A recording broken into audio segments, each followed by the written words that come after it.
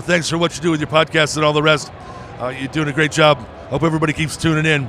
You get a lot of good info, a lot of insights, understandings of how to get strong, how to stay strong, how to use your strength. You do a great job, dude.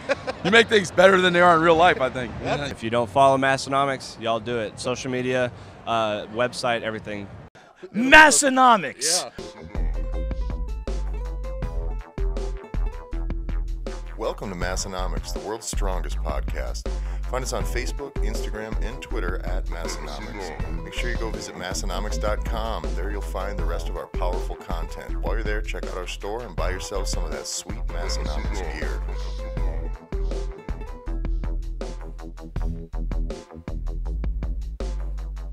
All right, ladies and gentlemen, welcome to this week's episode of the Massenomics podcast. I am Tyler, and I am here by myself. This week's episode is a bit of a special episode. I just got back a couple weeks ago from CrossFit Valley Park in St. Louis, Missouri, going through Julien Pineau and StrongFit's Coaches Week and weekend seminar. I was there for the weekend and the whole week. So we've had Julien on the podcast a couple times in the past. I kind of was tempted to have him on again, sit down and interview him, but we had a unique opportunity here. Brandon, the owner of CrossFit Valley Park, has his own podcast called Mindfit, and we decided that what we were going to do is sit down and do a Q&A with Julien and with him and lots of the members of his CrossFit gym, so they could kind of answer questions from the general population side of the CrossFit world, so that we can kind of get the questions that the average CrossFit person had for Julien. Which is probably a little bit more useful than me talking to him. So this is a bit of what you'd call a co-cast. This was actually episode 3 of Brandon's Mindfit podcast. You can find that on iTunes and really everywhere all things podcasts are at. I'll also have a link to that podcast in our show notes as well. But yeah, so we kind of got into all sorts of good stuff though. It was an awesome week of being able to learn from Julien, Richard, being around a bunch of other coaches. I want to thank Julien and Richard both, Natalie, Brandon, everybody from CrossFit Valley Park. We had a great week. It was a damn good time, a lot of fun. They put us up, took really good care of us, fed us. So all of it were big wins for me. So, but some of the stuff we got into, some of the, I won't say problems with CrossFit, but maybe some of the things that a lot of CrossFit gyms or coaches end up getting wrong. So if you see, a lot of us, our audience here with Massenomics is a lot of the powerlifting side of things. So if you look at the way a lot of CrossFit training is done, and you think some of it is ridiculous, maybe give this a listen here and you might kind of see that maybe it's more an issue with the execution than it is the methodology. So, but anyway, Julien's always a really entertaining guest. He really knows his shit. And it's really nice to hear just regular questions from average people and what they think of the principles we use with StrongFit and some of those other things. So give this episode a listen. It is Mindfit episode 3, co-cast with Massenomics. I think this is our episode, I don't even know, like 109. We'll call it episode 300 just for fun. But anyway, yeah, so thanks a lot for listening. I will we'll see you next week. I'm going to turn it over to the Q&A. And yeah, so enjoy this conversation with Julien Pineau, Brandon at CrossFit Valley Park, and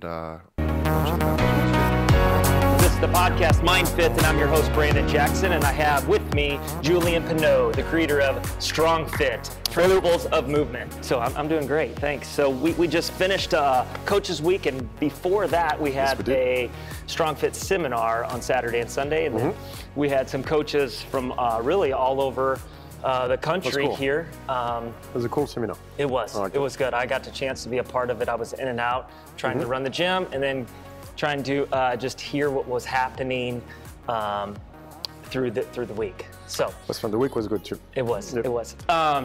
Just tell us a little bit about, just real quick, your background. My background. So I've done sports all my life since I'm I think I was at a national level sport since I'm like 9 years old or something like that. So really, it's been my life the entire time. And when I was 19, I found MMA, which was what changed really my life. And as I got better at that, my first coach in MMA, got me to start teaching the warm-up in our classes, and that gave me my first experience as a coach. And I knew right there that's what I wanted to do. And so since then, 1920, I've spent my entire life trying to become a better coach, basically. So this has been my life for the entirety of my life, really. That's the only thing I've ever wanted to do, really, has been this. Well, I'll tell you what, from my experience, now I've read a lot of your articles and I've watched a lot of the YouTube videos, and we've talked on Skype a few times. Yes, we did. Yeah, but this is the first time I got a chance to just hang out for about a full week, and you can totally tell you're very, very passionate about what you do. So I appreciate that.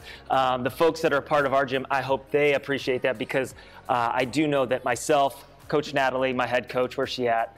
So just in case if you guys are listening to this, we're in the gym right now. Usually it's in my living room when I'm doing this, but we have quite a few people out here in the audience, and we're going to get to some questions, because people have questions of what in the world is going on around CrossFit Valley Park. So before we get to questions, you've been a part of CrossFit sometime. You did a little bit of CrossFit yourself. Yeah, I do. I discovered CrossFit in 2000.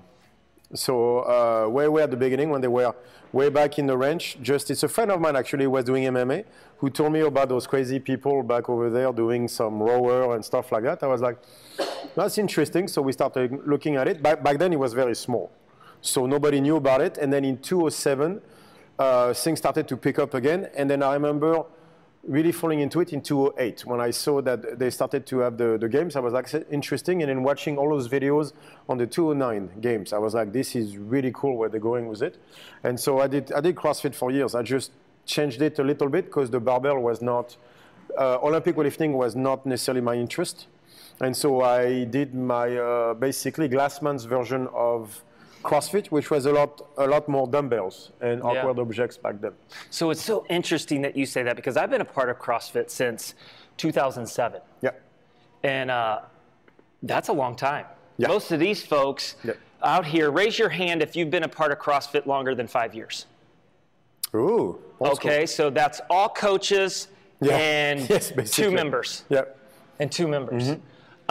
So things have changed quite a bit. So when you and I were part of CrossFit. 2011. Yeah. So there was some barbell stuff in there. Okay, but people don't remember that. But if you look on the .com from 11 years ago, you will see that the barbell was on average every 2 weeks, maybe once a week. Usually every 2 weeks, everything was done with dumbbells and weird movements. Yeah. And Coach Glassman did not like the barbell because it was too specialized for him, and made everybody use dumbbells instead, which is what we have seen since the last Open from last year and regionals. Regionals last year only had dumbbell workouts. Yeah. So go to .com 10 years ago, look at the workouts. You will see the hero workouts only once a month, 14 a year. So once a month on average about, and basically barbell between, 3 times a month maybe. Where did so I mean, I'll be first to admit, love the barbell. Yeah. I still like it, not so much anymore, and it's probably our members, especially if people's been around for a long time with me, they've noticed that it's probably the barbell is only in a couple times a week, and again, I still love it, but I didn't quite like the way I felt. So it's rubbing off on our members, and I want to be very, very sensitive and careful on how I phrase this. But where did it start? The barbell? Let's be careful, because I want to be with the barbell. I know. Right. I want to be very careful, because this is a CrossFit gym, so I want to be. But let's talk about CrossFit then. Yeah. All right. So it's a CrossFit gym. What is the definition of CrossFit? Constantly varied functional movements performed at high intensity. Exactly. So functional movements. All right, so first of all, no one said barbell movements. We said functional movements, right? Functional movement means mimicking life. That's what I would say functional movement is, all right? So when is it in life that the barbell has been around for 150 years, right? Right. The first one to use it was actually a French strongman called Apollo's axle. he took the axle from the back of his chariot and started pressing it as a circus thing. Because back then, all the strongmen had to have that one trick, and then they would challenge the other strongmen with it. So he took the axle of the chariot and started pressing it. That's basically the first time we saw a barbell. Let's say 150 years. The humans have been around for 300,000, right? We have never seen something that has such a small diameter to grab with that much weight on it. It is not a functional movement. That doesn't mean we cannot use the barbell. But if we go at the definition of CrossFit, which was a functional movement, then there are other things that are far more functional than the barbell. By the way, the dumbbell is one of them, right? So the problem with the barbell is there's a few issues with this. First of all is the fact that it's not that functional, I'm sorry. And second of all is you're going to always end up doing movements 2 arms at a time. You are never going to work in what they call a median axis, which is left versus right. So you're going to develop imbalances over time. You're going to favor your strong side. And that over time can cause imbalances that will lead to injuries. So you can use the barbell, but you cannot use it all the time. That's all. You have to mix things up. The barbell usually has one grip, which is pronated, thumb facing each other. So again, you're going to build imbalances because you're only doing one type of movement in one plane of movement. Usually it's up and down with CrossFit. So all you're going to do is up and down with 2 arms at the same time, thumb facing each other. And that's it. So you cannot tell me this will not create imbalances. This is ridiculous. Look at humans. What are we built for? Wrestling, stuff like that. Look at chimpanzees, how we wrestle and everything. It's many different planes of movement, many different kinds of grip, right? The barbell has one grip, which is semi-closed, right? Thumbs facing each other, and we use it for up and down. You cannot tell me that this mimics life, that this will prepare you for wrestling, or things like that. That has so many different grips, so many angles of movement. It's not, so again, we can use it, but it cannot be just that. Right. Then we are not following the CrossFit principles. I couldn't agree more. As much as I do like the barbell, because I do. As well. And what I have noticed that I've pulled it back and how my joints actually feel better. It beats you up. Now, I feel completely different today than I did 1 year ago. Mm-hmm. It beats you up. It puts you in certain positions that are far more dependent on skill, right? Because of the positioning of the bar, for example, on your shoulder. The squat, we all say it's the best movement possible out there. But, all right, so they're still going to have to explain to me what a squat pattern is in nature. So since this is a Q&A, let's turn this into that. What's a squat movement in nature? That's your guys' cue. Yeah. What? To sit. To sit, but you don't need power to sit. Right. So what's the squat in the sense of you're going to have to load your legs up and down to create movement, to create power, right? What would be a movement like that in nature? Like something on top of the floor. Okay, when you do that, you hinge at the hips, though. You don't use, it's not a squat. You're not upright to lift something off the floor. You're going to basically lean over and hinge at the hip. So you have 2 different movements. You have the squat, which is up and down, right, like this, and the hinge, which is basically a pivot at the hip. Right? If you look at what the squat is, it's a jump. When you have to stay as upright as you can and transfer the power to go up. It's a jump pattern. It can be with weight, but it's a jump pattern. So my question has always been, do you need to break parallel to jump? No. So can you find me a position where you need to create power with your hips below your knees? Because I can't find one. So that means 300,000 years of evolution, you never had to create power with your hips below your knees. And yet, they're telling me that's the best way to build the hips. Then fundamentally, that cannot be right. Because evolution means we are getting better at the situations we've been seeing. Anything you have not seen, you are not prepared for. That's the leading idea behind evolution, basically. So, Julien, pause for a second. Where's Tyler Stone? Tyler Stone, you here? Big Tyler? Yeah, because we want to make sure people that are listening to this that aren't here hear the question. Nat, can you record people? Coach Nat, Tyler Stone, can we record some questions here? When people have questions? Anybody have a question? Nat, can you record people when they have questions, please? Okay. Yeah. Eric, go ahead. So Brandon, I remember we were speaking earlier this week about certain breathing techniques that you can utilize when basically you're redlining. Can you divulge some of those? All right, so it's not a trick, right? This has been going around for like about 3,000 years. Yoga has been talking about how to access which is the nervous system in many, many different ways. So what we worked on basically is using breathing to target the nervous system. So they are basically part of the nervous system. There are two sides. I'm going to make this short because it takes forever. But you have one side that is called the parasympathetic nervous system, which relates to socialization, which is a flow state. Right, yoga, all that stuff. And then you have the other side, which is a sympathetic, which is what happens when you go toward fight or flight. Right, that's the idea. And so if you start in a flow state, if you push an effort enough, you will always end up eventually into fight or flight. Right? So there are ways to use breathing to either stop you. You will always go there eventually, but to basically delay the moment where you go toward that fight or flight, or once you're in fight or flight, how do you come back toward a flow state? Those are the two sides of the nervous system, and we can use breathing to be in one or the other, or to go to try to block from going to the other. There's always a back and forth, but we can use breathing to try to stay in one versus the other as long as we can. That's the idea. So yoga has been going at it for a very long time. The problem with yoga is everything is namaste and staying in flow state, but that's not always what happens. Once in a while, the bear is coming. So you have to go, if the guy comes at the bar to slap you in the face, you can't just go, namaste, go ahead. He said bear gang, just so you know. Yeah, I mean, the bear. The bear. With the bear. The bear. The bear. The bear once in a while, you have to be able to go toward a sympathetic state, right? So that whole breathing technique to keep you into a flow state is not always correct. We also have to find out the breathing that allows you to be in a sympathetic state, in a fight or flight mode whenever you need to. So there are ways to do both. And so that's what we've been working on, is how to access one or how to access both. So Julien, can you give us an example of when the bear is coming, like a workout? Would that be something like? So imagine you have to go a max box jump, right? Do you go at it very calm and going like, I got this? Have you ever gone to a max box jump with that mindset going like, I'm not stressed at all? And then you end up going like this, you go up, don't got it. So you turn around, you come back, you go, nope, don't got it. Come back, yep, no, still can't do it. Like this until you start. I know we all do it. That's not just you, believe me. They're laughing because they do that every time, exactly.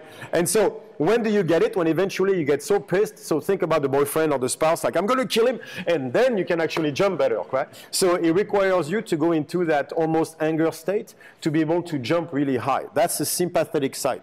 The sympathetic side of the nervous system allows you to get that max explosive effort. Whereas if I want to go toward a 5K run, I'm going to have to be in a flow state. Because if I go into that angry state, I'm going to burn out fast. So then parasympathetic state, which is more like a flow state, like a run, then I'm going to go into a different kind of breathing for that. Okay. So there are very specific efforts into one side and very specific efforts into the other. Once we understand which one is which, then we can target things better like this. And so that's been the entire idea with the system, is how do we differentiate the necessities of a max box jump versus the necessities of a 20-minute Cindy workout, right? It's not the same thing. If you start Cindy like you're doing a max box jump, by minute 5, it's going to hurt a lot. And minute 8 is going to be horrible, right? So you have to pace it, basically.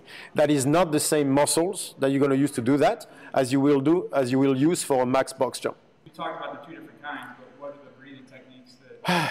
Yeah, so you want me to explain that in the next 22 seconds? I'll take the challenge. So basically is when do you inhale, when do you exhale, and how do you do that? To become towards sympathetic, you're going to do a lot of mouth breathing. You notice when you jump into cold water, you get scared, you go like this, right? It's very little inhale through the nose, but especially a certain way to exhale through the back of the throat.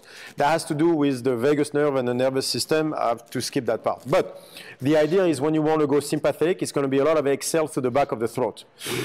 So you're going to inhale through your mouth and exhale through the back of the throat. That's going to allow you to access the sympathetic, which is what you do anyway when you start to get really stressed out. That's how you breathe anyway, right? Because you're stressed out, you breathe a certain way. If you breathe a certain way, you get stressed out. I can use that for max box jumps. But if I want to calm myself down, right, my heart rate, I'm going to access what is called a ventral vagus nerve. So I'm going to basically do two kinds of breathing. I'm going to inhale through my nose and exhale through my lips, Or even the other way, I'm going to exhale through my lips on the way down and inhale through my nose on the way up. I'm going to reverse the breathing they're telling you to calm myself even more through a movement. So there are ways like that to access one or the other. Like ask Natalie, she'll give you an hour-long lesson on this and how to use it, because I can't do it in 20 seconds, but there are ways to do this. And it has to do with how you inhale, mouth versus nose, and how you exhale. And there are combinations like that that target things differently. So we can go for full awareness, like kinetic awareness of your body, where you are, to full action, where you have no awareness of your body, but you can do a max box jump. Totally different ideas, because your nervous system is not being targeted the same way. So there's an array and everything in between. Great. Monica? Can we talk a little bit about internal and external torque? Yes. So I don't know what my real question is, but trying to explain to people, I know it's not a very easy concept to Yes. understand internal and external. Yeah. So the one thing that I know most people can understand is deadlifting. You know, everybody wants to have that pronated and supinated growth. Yeah. So tell me the wrong thing about it. Yeah. So first of all, and then this is a mistake I made at the beginning, is I said internal rotation, which was wrong, because it has nothing to do with rotation, because it has nothing to do with the position of the joint, right? The idea was with torque was the tension we create. It's a little bit like the intent that you have in a movement, right? Which tension are you creating? So if you look at a punch, you'll notice that the intent is to basically direct the tension toward the center of the body, right? So that's what we call a internal torque. If you press dumbbells, you notice naturally to get stronger, you'll have a tendency to drive the thumbs toward each other. So whether they turn or not is inconsequential. The intent is there. So toward the center of the body is what we call internal torque. And when the intent is opposite, let's say I pull on something really heavy, I'm going to start cranking basically with my thumb going toward the exterior, the outside of the body. That's what we call external torque. So imagine if you're grabbing a barbell and you're trying to pull it toward you as hard as you can. You will notice you're going to introduce the idea of rotation a little bit to become stronger, right? Your elbow will come in, your thumbs will turn. That's going to create what we call external torque. So it's not just turning the hand, because that's just rotation. Rotation doesn't require much tension. The idea was, how do you create tension? What is the intent behind a movement? Because that's a lot of the problem you see with the medical world, whether it's toward physiotherapy or things like this, is you see the anatomical chart is always about description and not function. And that creates a number of problems, because description is not enough. We have to be able to explain what the function of the movement is. The biggest problem that you see, for example, is the pec is an internal rotator. Like if you look, the job of the pec is to internally rotate the humerus. All right? So I take a pec stick that we have right there, and I bend it. Like everybody's bent a pec stick, right? You use a lot of chest to do that. Bring it on. Yeah, so what do we see? Tyler is going to keep, go ahead. He's going to keep his arm straight, facing everybody, and he's going to bend the stick. Right. Do you see how much pec he's using? Thank you. Right. Did you notice that his elbows are turning this way, right? So do you notice this is an external rotation of the humerus, but yet he's using his pecs. So how does that work? That means if he has external rotation of the humerus, he can't be using his pec then, if the pec is an internal rotator. So now we have a problem. And so everything is like that. That is the problem between description and function. Okay, whatever. And so that creates a problem, right? Because then suddenly, yes, the pec internally rotates the humerus, but it goes past that. It goes toward intent, right? What is the function of the movement that we need to create and everything? And so that's why the idea of torque came about. And from there, we started pushing the idea. And then we ended up with that idea that whenever you have internal torque, it's certain muscles that are being used.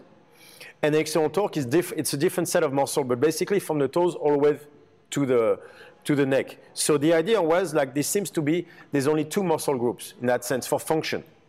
There's muscle group that allows you to go toward internal torque, which is like a hollow position, and you'll see everything going toward contraction, or you go toward expansion, and that's all the muscle toward external torque. And it seems to be really two, basically, muscle groups that are completely different in their function. So that was the idea behind torque. One allows you to go toward contraction, the other one toward expansion, if you want. So that's a very important concept because that meant that all those muscles are linked together, but through function, not description. So I'm going to elaborate because I saw her. She was doing the deadlift, the mixed Yes, grip. then I'm going to explain why. Yeah. Okay. Well, okay, so now you're going to turn the hand like this, right? So if you keep everything with the same tension in, then it would be fine. But what do you see most people doing? They allow, when they turn the hand, they're going to create external torque with the left hand, but internal torque with the right. That means this is going to go toward contraction, while this goes toward extension, toward expansion like this, right? Do you notice when people turn that hand, usually they turn the knee as well? Look at people, I know it's stupid. When they turn this hand, they turn the knee as well. So now what you have is you have this side coming this way, and this side going that way. And so that means on top, they have a tendency to go like this. And now they're turning their pelvis under load, and they're using the left lumbar erector far more than the right. So basically, they're pushing on this side and turning on this side. So of course, that makes them turn the whole body, and we see this a lot.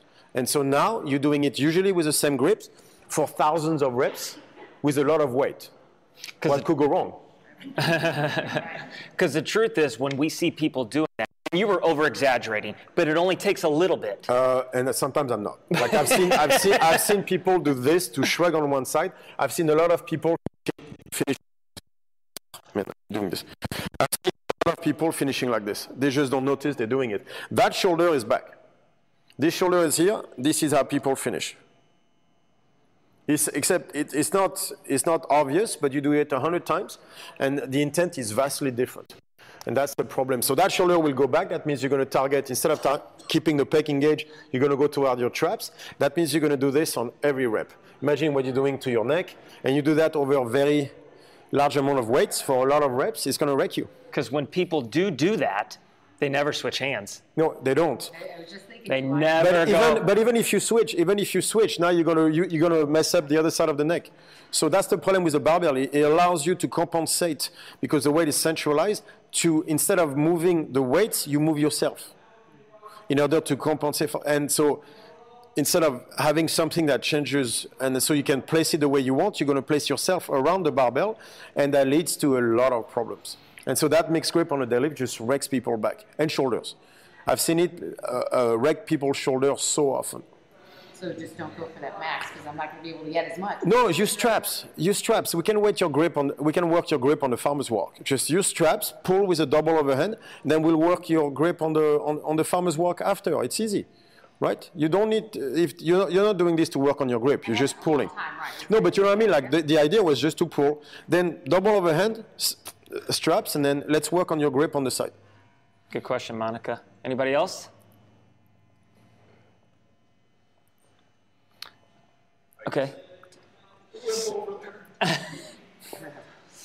Eric Wallach. To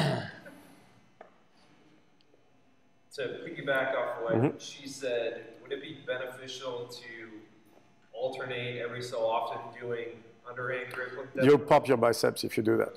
You can't do it. Yeah, you can't pull like this. It will break your biceps. Your lat or you'll pop your elbows. You can't do it. This is not a good position to lift.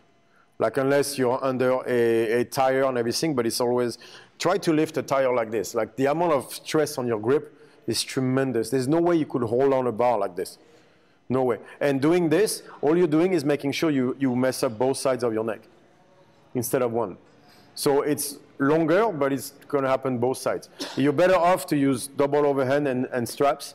That's what all strongmen do, by the way. Have you noticed? All the strongmen, they use straps and double overhand all the time because they know their bicep won't survive otherwise. They all pull over 1,000 pounds, so they must be doing something right. I mean, if they don't have a problem with straps, maybe we shouldn't have either. I don't think it's cheating, let's put it this way. When you deadlift 1,000 pounds or 500 kilos for Eddie Hall, 1,100 pounds, yeah, straps are okay. It's all good. It's all good. Anyone else?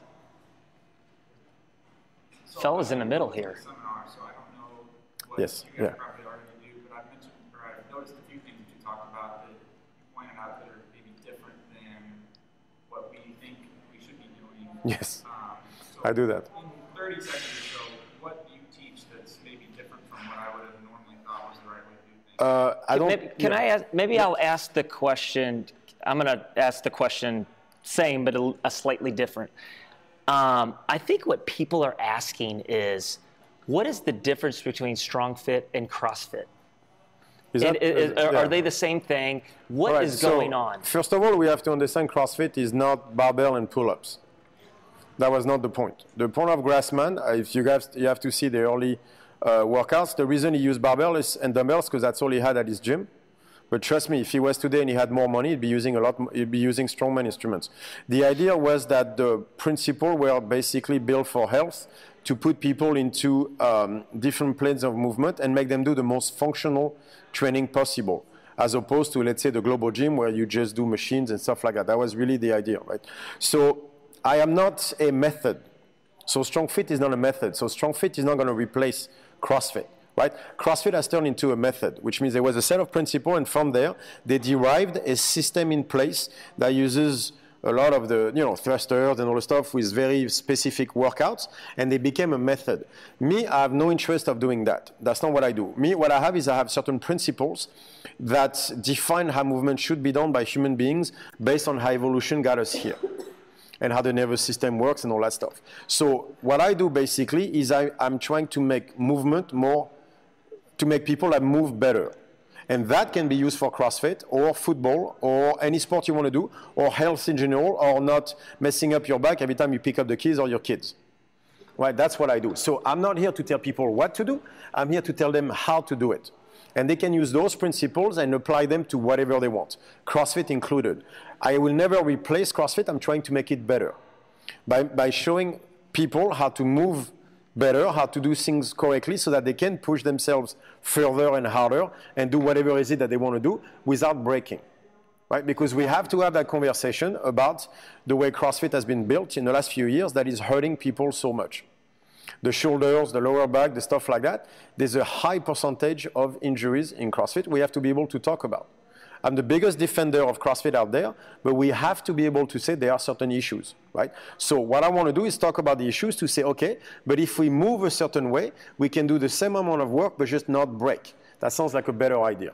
So again, it will never be about what to do. It'll always be about how to do it. So I'm not going to tell you to change CrossFit.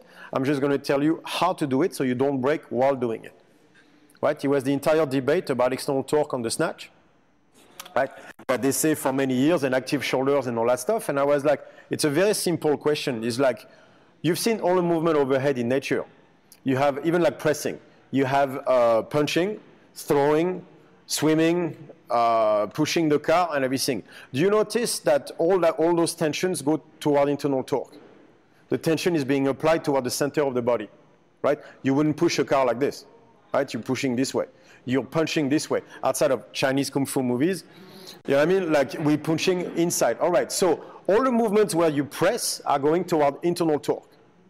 So are we saying the snatch is the one movement that is external torque, where all the other ones are internal torque? What about a push press? You go internal torque on top, right?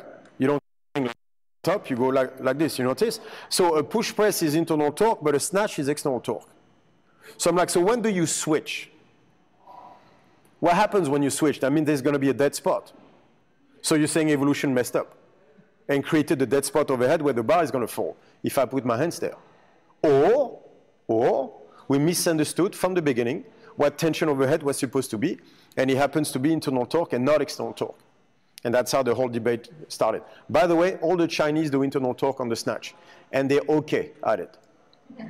They have a few guys that snatch okay, I would say, right? And they all do internal torque. So that was like, guys, this is wrong. So I'm not saying don't snatch. My point was don't snatch in external torque. Snatch in internal torque, and then we can snatch, but without breaking. So it was never about changing CrossFit. It was always about making it better. So I am not a method. I'm a set of principles that can be applied to anything, including CrossFit. Because I do think CrossFit has changed training for women forever, and so I want to make sure it continues, right? But there are certain issues with the way we've been told how things work that is just not true. It's the same thing. We had the same issue with the nervous system with a number of things where the present model is based on description instead of function, and it's not working. So we need to fix it. And so that's basically what I've been going. I was like, okay, but what you're telling me is based on description. I want to do it based on function. And you have worked with athletes, correct? Some of the games athletes. So oh, a lot of them. Definitely.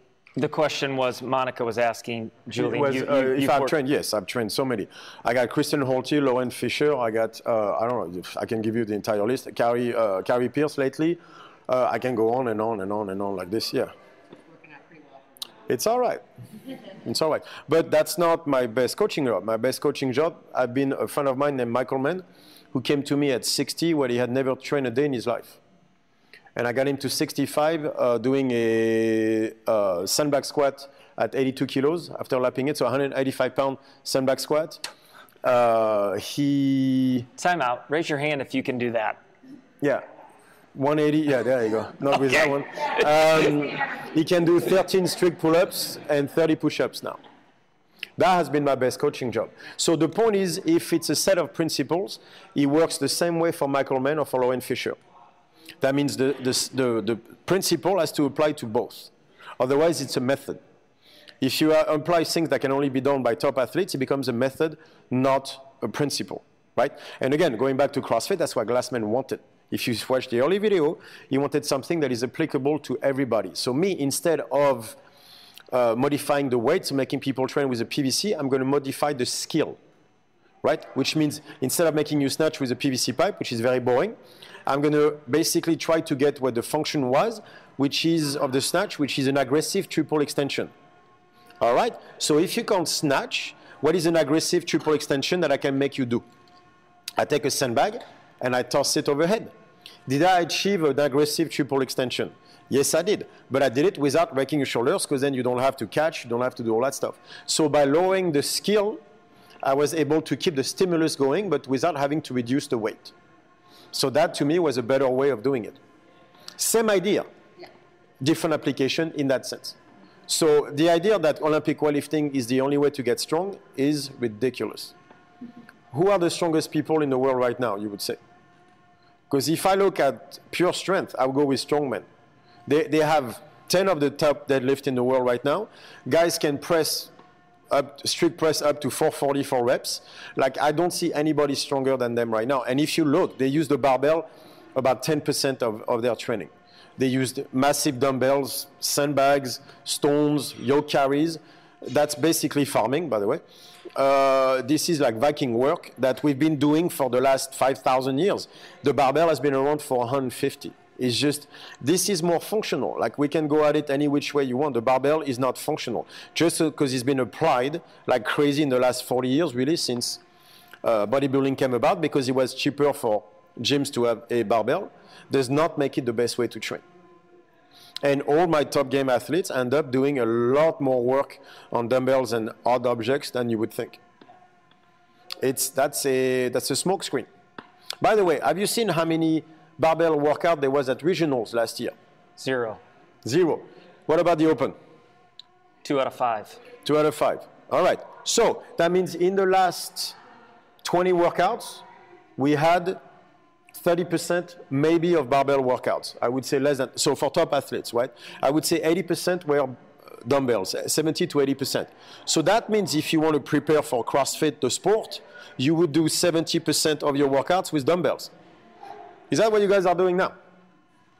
Okay, so that means because we've been all over the world. Now I see gyms that do 80% of their workout based on barbell. What are you getting ready for? Because it's not the open. It's not CrossFit the sport, because CrossFit, the open, has only 20%. So what are you getting ready for then? Because it's not CrossFit anymore. It's a barbell program. It's a barbell program, but because I still don't get a good answer on that one. Because CrossFit doesn't even use it that much anymore. So then why are we still stuck on the barbell? Because it's sexy on Instagram, probably. Sexy on Instagram, is that what you said? Yeah. Is there any other reason than to say, look at what I do? Ah, power clean, yeah. Ooh, yeah, doesn't matter. Just take ibuprofen and just don't put that part on Instagram. It's all good, right? I wake up the next day, I'm like, Jesus Christ. It's all good. Nobody sees that on Instagram. It's perfect. We have to be realistic, right? With what we do. Like how long does it take to become strong or fit? Years. right? So if you break every 6 weeks, 12 weeks, how strong are you? Not very. So we calculated that on average, our top lifters were missing 10 to 15% of their volume of training per year because of injuries. You know, like you can't snatch that day because your shoulder won't let you. 10 to 50% of the program they missed because of that. So you want to up your volume by 10%, don't get hurt. Easiest way to up your volume, don't get hurt. Yeah. Yeah. Thank you, Tyler. You talk about getting hurt. I think that's something that now showing me the assessments that you guys do. What's like somebody you assess before and really help them improve, like your greatest assessment that you really want? My greatest, no, you're not my greatest assessment, Hunter. I know you're trying, but my proudest job as a coach was Michael Mann because of where he started. He's a guy who could not squat to that box without falling. You know, like people, they come down and they go, and then back up and everything, and 3.5 years later, he's squatting the 80 kilo sandbag. That was the greatest job I did. The toughest assessment that I had was a OG CrossFit lady. She's 5'11". She's jacked. She weighs 180 pounds. She's a beautiful woman. She's a horse, man. I've seen her. She had a 7mm L5 this way, 7mm L4 that one, and S1 3mm that way. The only thing she could do is run and airdyne. Still jacked. I don't know how. That's how talented she was. She had her back so bad. From long story short, she was told to front squat and do Olympic weightlifting with very narrow stance, which was not correct for her hip structure.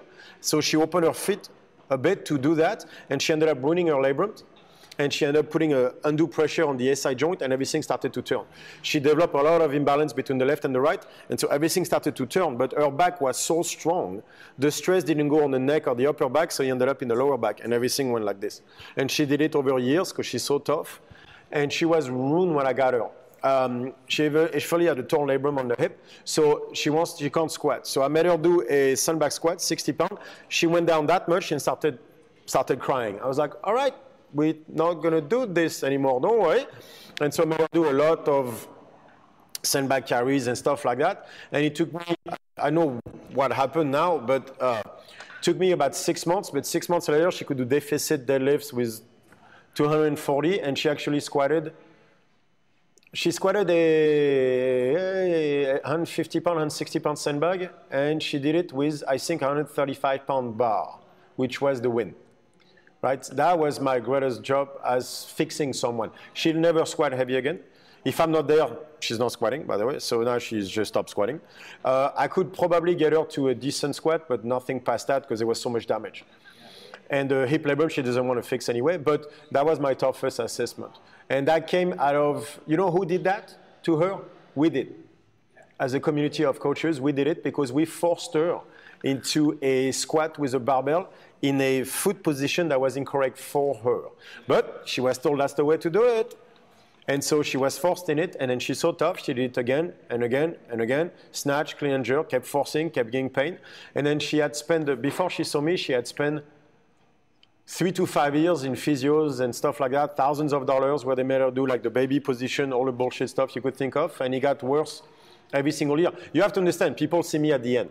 First they see the doctor, then they see the physio, then they see the chiropractor, then they see the massage therapist, then the acupuncture, then the voodoo guy, then the snake oil, and then there's me. Right? So like literally I go after everybody. They go to magnet, yeah, the guy with the magnet, she saw that one too. I was literally the last person before she jumped. Right? Or she would do surgery. No, she would stop training. She was ready to quit. But because, I don't know if you ever dealt with people that are in pain often, continuously in her case, is it takes something away from them. There's a veil right there that it just takes part of their humanity away. Right? And my greatest job was that because one day, after about 4 or 5 months, we trained and we trained hard. And she looked at me and she had that glitter in her eye. That spark was back because she fucking killed it. And she looked at me and she had that smile on her face where the spark was back. She was back to like this. And that was the coolest moment because she was back. So that was my coolest moment as a coach. That's why I do it. But on the back end, we did that by misunderstanding movement and by forcing people into improper movement pattern. In her case, her. We did it to her. That should not happen. We can do better. As a human race, we can do a lot better than this. And I see about half of the injuries are results from improper movement pattern that were taught. He's one of them. Hunter came to see me when he was 19 because we taught him incorrectly, and here he goes, third place at nationals in Olympic weightlifting, and he can't move because his back is so fucked up. So he was on his way exactly to do what she did, right? And so I had to come and go to him and say, this is not the proper way to move, which is an interesting conversation, especially at 19, right? He was actually mature enough to listen, but usually, I remember the way I was at 19, I would not have listened. But it basically comes down to, we misunderstand function. We are so stuck with words and description that we all have been taught to move a certain way, especially with the barbell, that is incorrect. And so we wreck people, and we are doing it as coaches. That's just the bottom line. So I was like, all right, then I'll try to fix it. Okay. I have the same problem as the person you were talking about. My spine is curved at S1. Mm-hmm. I don't have a disc between L4 and L5. Mm. This strong fit. Yeah. Is that for me? Yes. That's what it was designed for. Ask Natalie, she'll help you. Do you modify it? You don't modify principles. They apply to anything. You modify the application, not the principle. I don't teach the application in that much as I teach the principles. Once people understand the principles and they master the idea, then they'll find ways to make it work. That's up to Natalie to do that. So you're saying no reconstruction? I'm saying we should try to do without. Because reconstruction, once you're in that, you're never leaving it. Like, I know how this works. I've never met a person that did an L5 surgery that was better 5 years later. Not one. They all ended up with the same issues. Again, I haven't met one person who got better over surgery. So you will end up in the same problem, just a few. I mean, now you have fused discs, which makes it far harder. So I would give it a shot of making your body strong to hold the spine together instead of relying on wood or metal in that case. So I was told I shouldn't lift anything heavier than 30 pounds. I'm sure you've been told that. No. Bullshit. That was a neurosurgeon. I'm sure it was. So if your grandkids have a problem, you're not going to lift them then, because your back is going to break. Like, are we dealing with life at some point, or so we stop everything? How is stopping to live going to fix the problem? People that are very depressed, and we tell them, stay at home, don't face any problems. You'll feel a lot better. So go in a panic room and never leave. Don't watch TV, because that's stressful, right? Go in a panic room and never leave the place. You'll feel a lot better. That's people when they don't know, instead of saying, I don't know, they blame you for it, and they say, just don't do anything. I don't know how, when not doing anything has ever solved a problem. So there are ways to get better, at least. Maybe not fixed, but better, that's for sure. I'm sure that wasn't anywhere close to the most intense workout to put people through, but I was feeling pretty gnarly after the end of the Yeah, no, it's pretty gnarly, so yeah. How often do you do that intense of a workout? It depends, but like we're talking about like murdering people on the sled once a week. You can do twice. After that, you're going to start. It's going to be very hard to generate the intensity. You have to understand, the point is not to push the sled. The point is to push you to the limit. I don't care what you use to do that, but that's not the sled. If you push that sled there and back halfway, like you can fake it as much as you want. Like, I won't be in the back, I'll be in the back doing, what are you doing? But if you keep faking it, I'll be like, all right. But the only person you're cheating is yourself, right? So it's not about pushing the sled. It's about finding an implement that you can push to the max without hurting yourself. The sled happens to fit the idea very well. But if you can find something else, have you do an airdyne workout where you die? It's every time I touch an air. But that works really, really well. I like the sled better because on an airdyne, I can't win. I go 55 cal in 60 seconds. I get off the thing, and that fucking thing hasn't moved. It breaks me. I look at it, and he's going, like he's teasing me, and I'm like, really? like I want to break the thing, but he hasn't moved. I haven't changed anything. The sled, there was weight. I pushed it. I came back. I get that. I'm a simple guy. I like it. There's a rope. I pull it. It was there. It's here. There's weight. I'm simple, man. That just makes me inside. I'm like, all right, I got that one. I'm cool. But it's the same idea on an airline. The point is how far can you push yourself? Do you ever wonder how far you can go without getting an aneurysm? Are you ever wonder if you can push hard enough on the sled that you will have a heart attack? Because I tried. Because I wonder about that all the time. And I'm like, let's see if I can give myself an aneurysm. Like literally, I tried once or twice. I blacked out once. I had took a 10-minute power nap on the parking lot with my face like this going, what just happened? I'm not sure because I don't remember. But I know I looked at the gym going, that's really far. And then I went on one knee. And then this kind of a fuzzy period of 10 minutes. And then going like, that was good. So that's the thing is, do you ever wonder? I do. And so I'm like, all right, I'm going to take that sled. I'm going to go there and back. And let's see if the sled is going to make me stop or not. Because you have no reason to stop on a sled. What's stopping you from taking 2 more steps? You being a bitch. But that's about it. Right? So you can't do that all the time. It's impossible. Like this is something that I do once a week because it's going to require you to go at it with a very, very specific mindset. The rest of the week, we're going to apply the principles of moving correctly and pushing the intensity at a good level, but not to that blackout level. But once in a while, it should be done. The body needs intensity. We are built for violence. At least a certain part of us is built for that. And it needs to be pushed periodically. Maybe I like every once a week, can be every 2 weeks. You can try twice a week, you won't survive 3. I can tell you that right now. Even 2 is hard. But the point is that you have to push the machine once in a while. For biological and physical reasons, I don't have the time to get into. But you have to, for your mind alone, you have to push once in a while. And you're not going to do it with 10 sets, so you're going to do it with 1. You're going to do it until you can't push that sled anymore, and you're going to give me 10 more meters. And then I'll be behind you with a stick, making sure you don't stop. So hold on. So Julien, as a host, well, you're doing all the talking, which is good because you're way more important than I am. So anyhow, what I'm hearing though is intensity.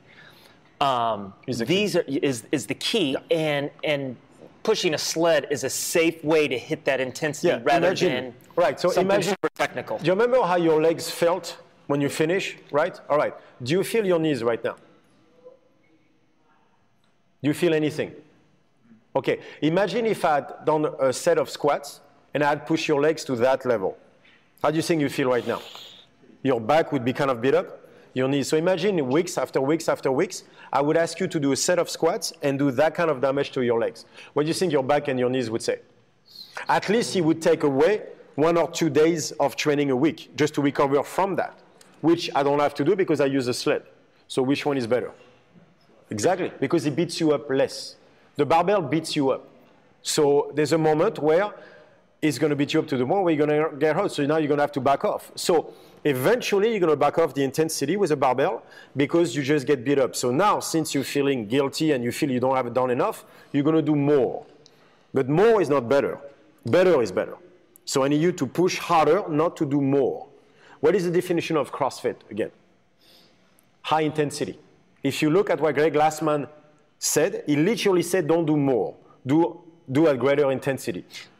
The original was 100 words of, even when he was talking about doing a workout, if it was 30 reps, you shouldn't even finish 30 reps. The idea of the CrossFit workouts was you die at 28.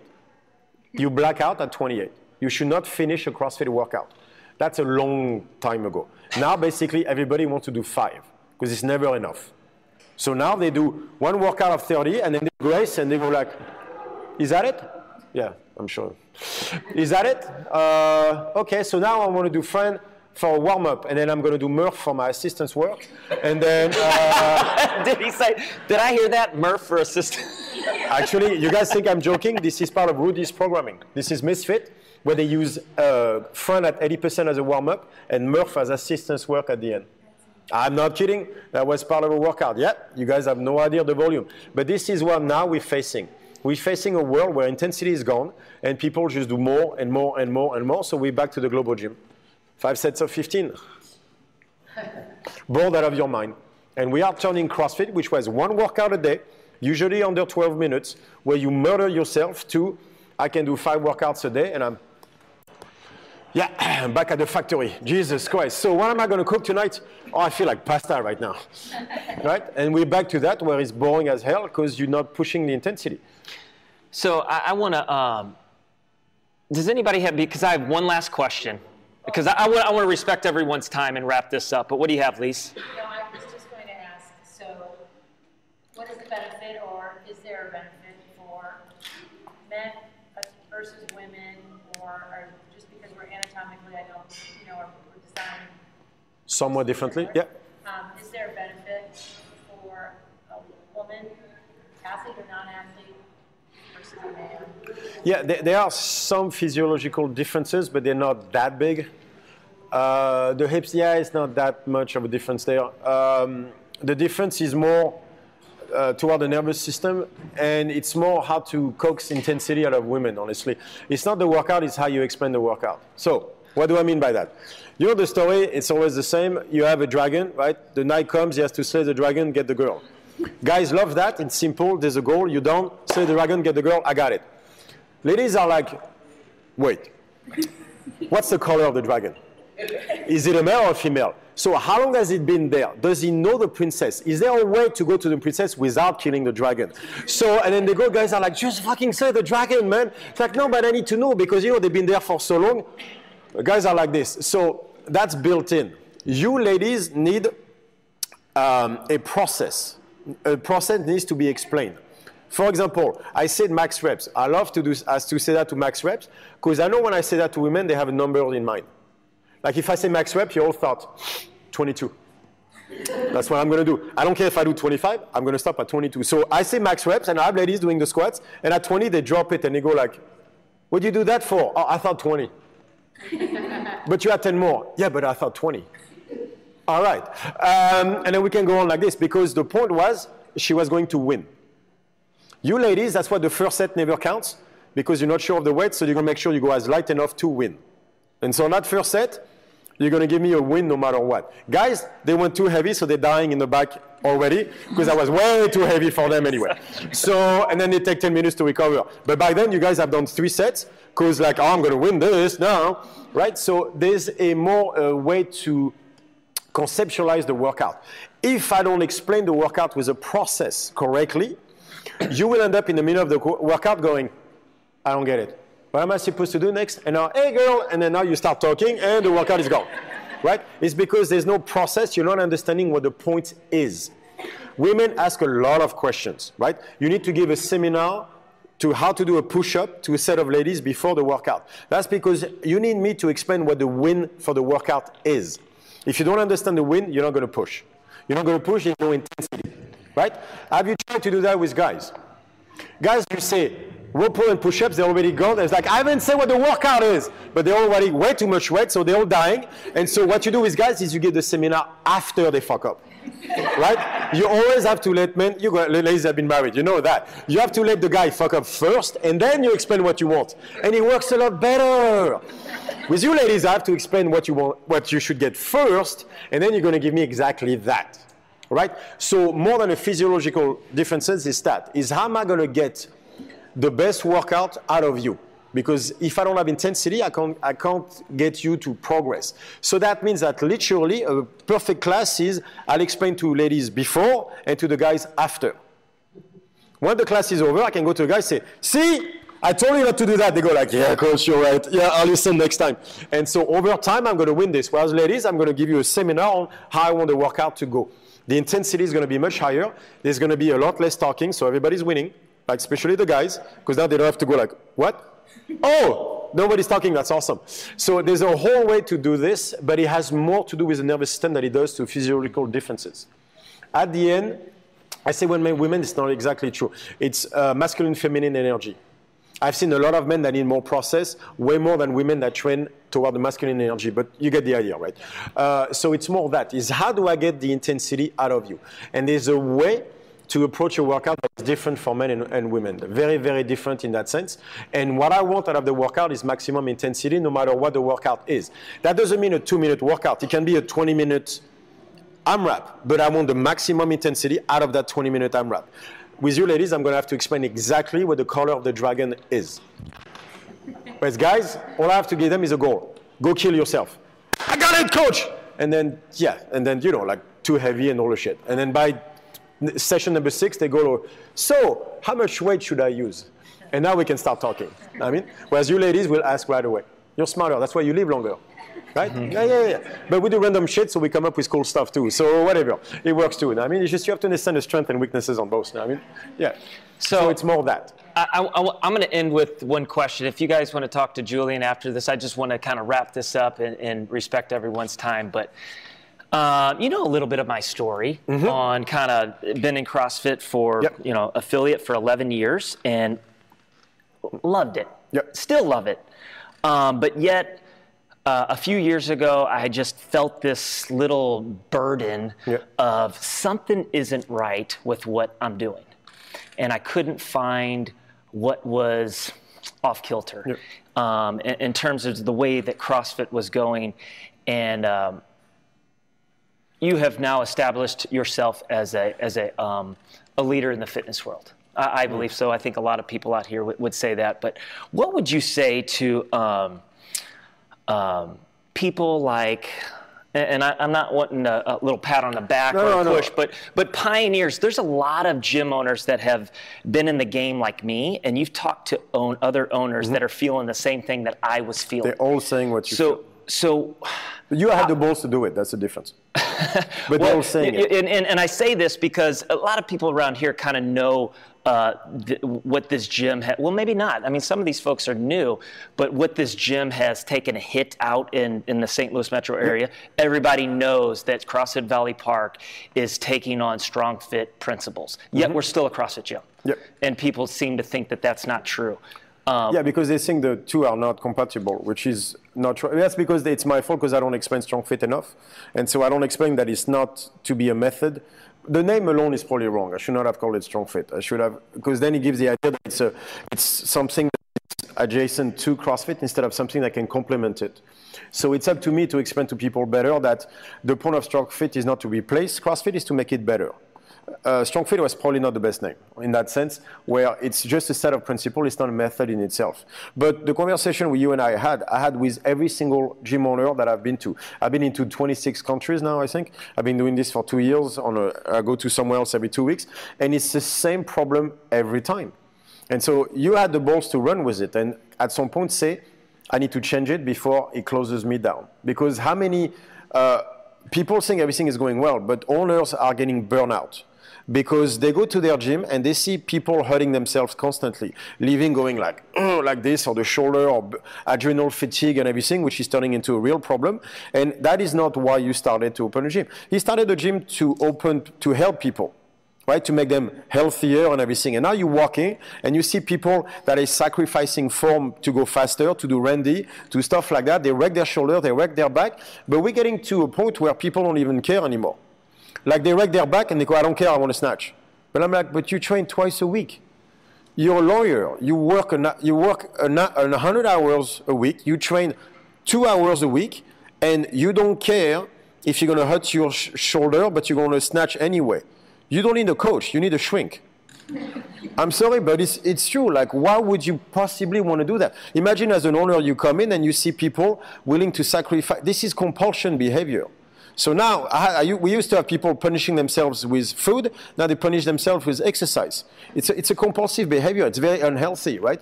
And that is not why Brendan started his gym. He wanted to make people healthier, not worse. And so there's an entire conversation like that. And by the way, the turnaround rate of CrossFit right now is in the high 70%. Gym closing down versus new opening. It's very, very high because people come in, they get very excited. They want their first muscle up before they have a pull-up. And then they hurt their shoulders. And within 2 years, they start quitting. They quit. And then they go, either they blame the coach or whatever, so they go to the next CrossFit, get hurt again, and then quit, and then go back to the global gym or stuff like that. And that's a shame because CrossFit has changed the way we train women forever. There is so much good that came out of CrossFit. Women are jacked now. They have muscle. They want to get bigger, stronger. They want to move better. They don't have to blast themselves with food anymore. CrossFit has done so much for women. It has changed the way women look at themselves. which I didn't think was possible. I remember when I had women coming to me and saying, I would train like you, but I just don't want to look like you. I was like, I'm a 105 kilo guy with a beard. I hope you don't want to look like me. I mean, I'm good looking, but maybe not as a woman. I mean. But now I got women, like that tiny Chinese women who came and say, like, I want to be jacked. I want to gain 10 kilos of muscle. I want to look like, I was like, all right. That's, where were you when I grew up? You know what I mean? Like, and so CrossFit has changed all that. But if we keep going, pushing the ship in that direction with pretending there is no problem, we're going to end up basically sinking the ship, because there are certain issues that need to be addressed. Right? The adrenal fatigue, the shoulder problem, the back problem, all those need to be addressed. And so that means certain principles have to be applied. That seems like the one I've been using are working. And so the point is not to take the barbell away. The point is to make, so I don't want to take the barbell away and change the way you see CrossFit. What I want is, I want to add stuff to it. There are so many training sessions you do in a week. So if I want to add stuff to those sessions, that means some of the barbell is gonna be away. But that's, again, I'm not trying to replace it. I just want to add to it. If you have barbell twice a week, it's great. But we need also the sandbag. We need also the rope pulls. We need also the sled. We need to go back to the idea of CrossFit as a training system before CrossFit became a sport. Because the sport is not the same thing as a training system. Imagine if you want to learn to just get in shape, and I'm going to teach you, I'm going to train you to go, I'm going to say, go do a UFC fight.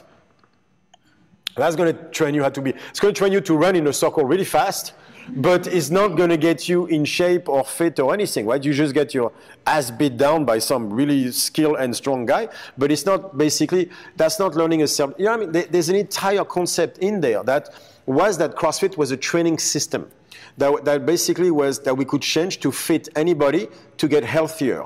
This is what Greg Glassman said, not me. That is not my definition of CrossFit. That's what Greg Glassman said. I think he knows what CrossFit is. So yeah. Just for y'all, some of you might not know, Greg Glassman is the founder of CrossFit. Oh, God, I hope you guys know that. Yeah. Yeah. Raise your hand if you did know that. Yeah. Okay. Did, right? Did. Okay, no shit. Okay. Right. I mean, you did it. Who's running CrossFit now? Yeah. Who's running CrossFit now? Somebody say it. What's the name? Dave Castro.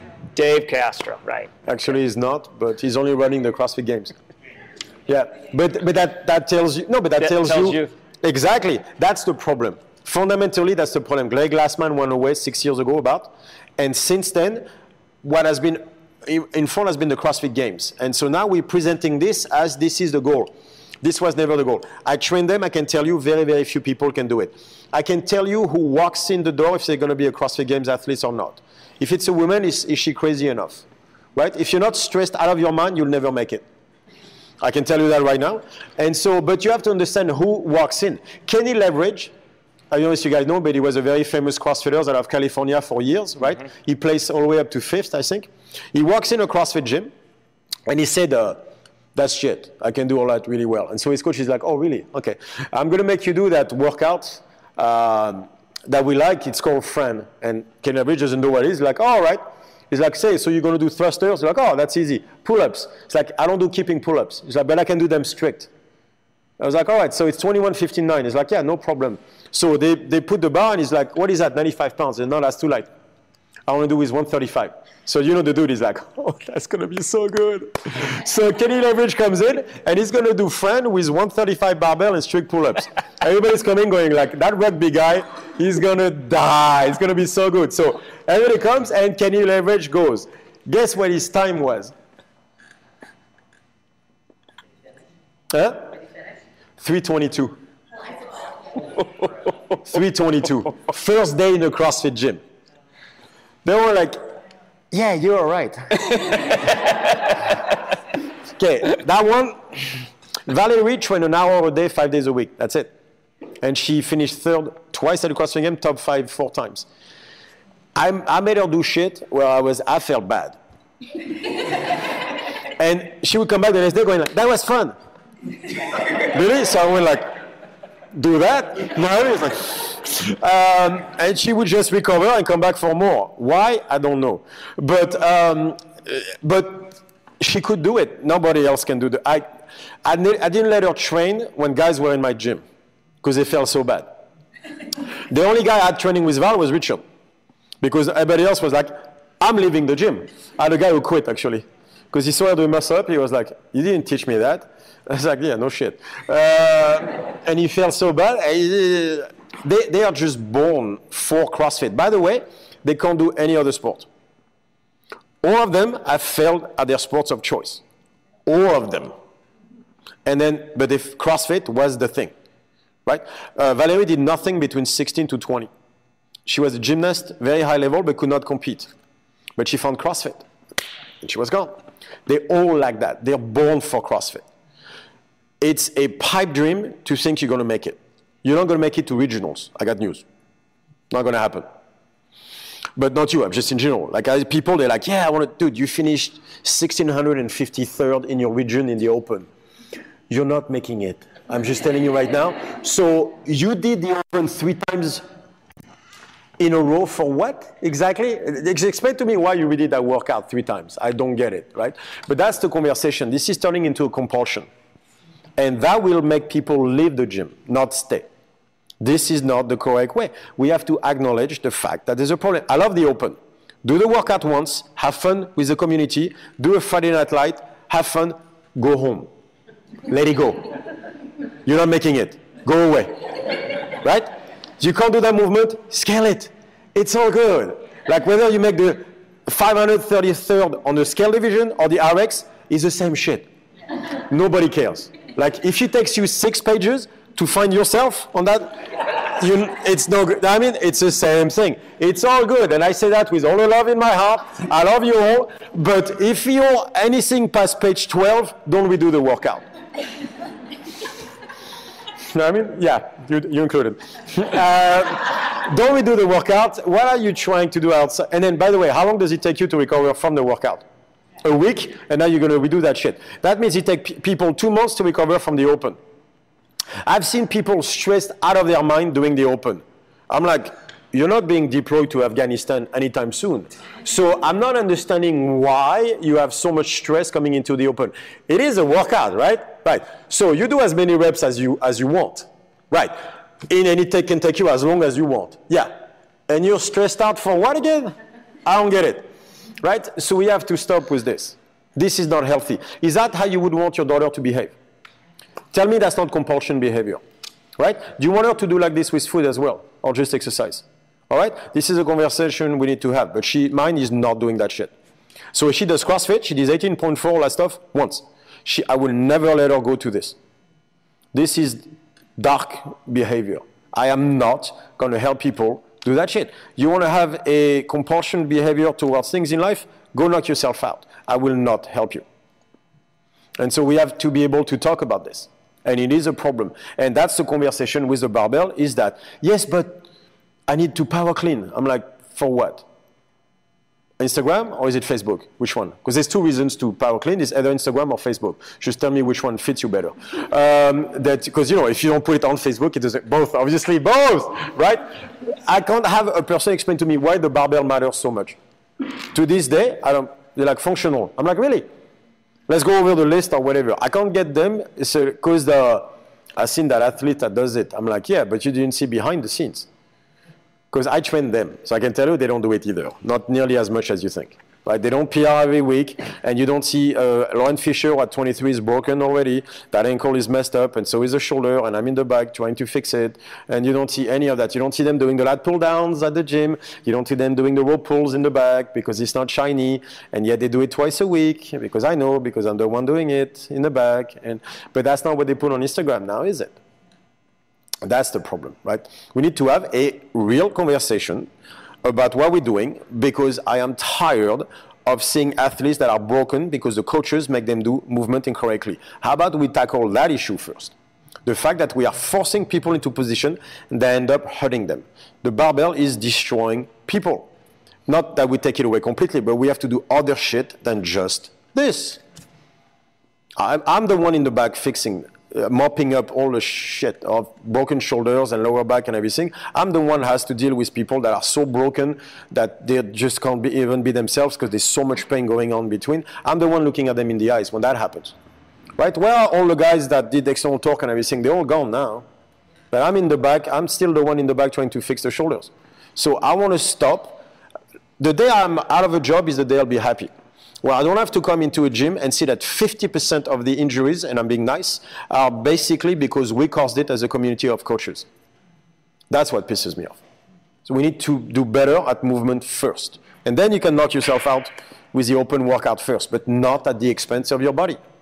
That is not a conversation we should be having. That is not why Greg Glassman wanted out of CrossFit. I can tell you for a fact, because he said that at all L1s, that Greg Glassman hates the games because of that.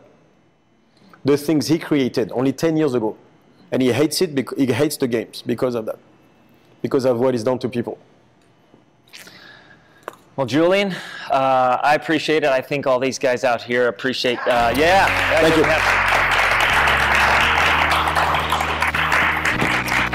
So, until next time, yeah, Julien. I'm sure next year. Thanks a bunch. Thanks, man. Next week, we will have Matt Picky, ex-Big Bigger, with the Montreal Expos and the Florida Marlins. Will be in talking with us, or maybe even head coach Natalie Kummer. She's looking at me right now. She's like, wait a second, I didn't know I was going to be on the show next week. Until next time, thank you all. Take care. You just heard the Massenomics podcast. With your ears, you're welcome. Check us out on Facebook, find us on Instagram at Massenomics, and make sure you visit Massenomics.com and buy some of that sweet Massenomics gear. From your friends at Massenomics Studio, home of the world's strongest podcast, stay strong.